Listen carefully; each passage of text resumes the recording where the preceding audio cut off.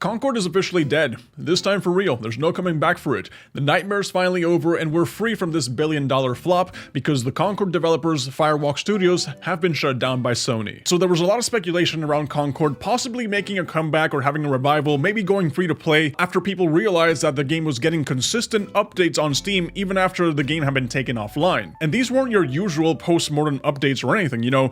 Concord was getting worked on multiple times a day, every single day. And the fact that there was even a mention of a possible PvE mode had people kind of just, not really excited, but they were just expecting a sort of revival for Concord. However, though, the CEO of Sony Interactive came out with a statement recently mentioning that they're finally just throwing in the towel. They're done and they're shutting down Firewalk Studios. So it says, regarding Firewalk, as announced in early September, certain aspects of Concord were exceptional, but others did not land with enough players. And as a result, we took the game offline. We have spent considerable time these past few months exploring all our options. So this is where they were probably thinking about relaunching the game, maybe going free to play instead of charging the $40 price tag. After much thought, we have determined the best path forward is to permanently sunset the game and close the studio. The PvP first-person shooter genre is a competitive space that's continuously evolving, and unfortunately, we did not hit our targets with this title. Now, if you've been living under a rock for the past few months, Concord was an original Sony IP that was stuck in development hell for 8 years. It had a $400 million plus budget, and all we managed to get out of it was a bland hero shooter experience with a $40 price tag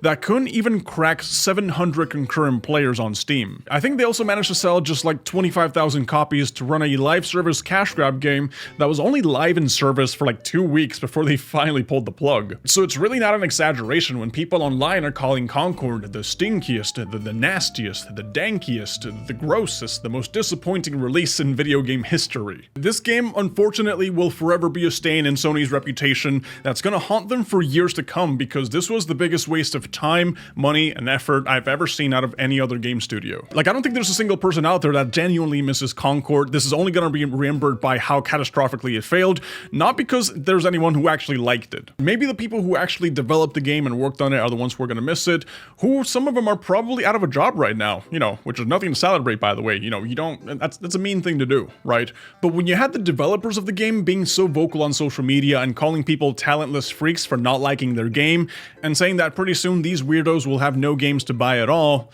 like, I honestly just can't help but not feel bad for how things went down. Because I genuinely just don't know where these game devs got this idea that ridiculing your customers, the money whose people you depend on, is somehow a profitable move. Like, it just doesn't make sense to me. The letter from PlayStation also mentions that it's not just Firewalk Studios, the ones that are shutting down. There's also another studio called Neon Koi, and a lot of people have probably never heard of this one, but it was a mobile game studio originally called Savage Game Studios that Sony acquired back in 2022 that was then renamed to Neon Koi, and they were working on a AAA live service action game for mobile. But unfortunately, that game as well is just not gonna happen. Sony's been struggling pretty hard lately with their releases. Concord was a massive hit to them. They were really expecting that one to make a lot of money, and now they're just trying everything they can to recoup some of that money. Heck, they're even trying to increase the price of the PlayStation 5 by 20% in Japan, and some people are calling that the Concord tax. Now, you might be looking at some Concord gameplay footage and thinking to yourself, like, wow, this actually looks pretty nice, right?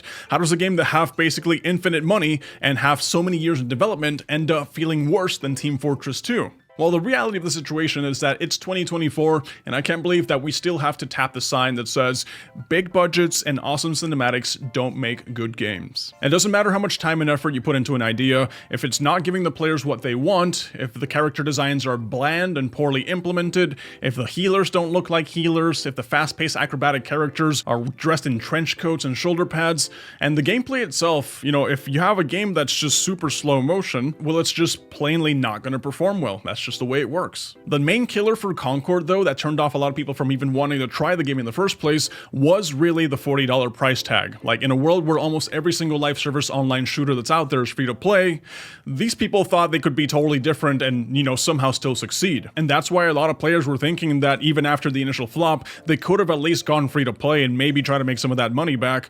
But heck, no, they didn't even do that.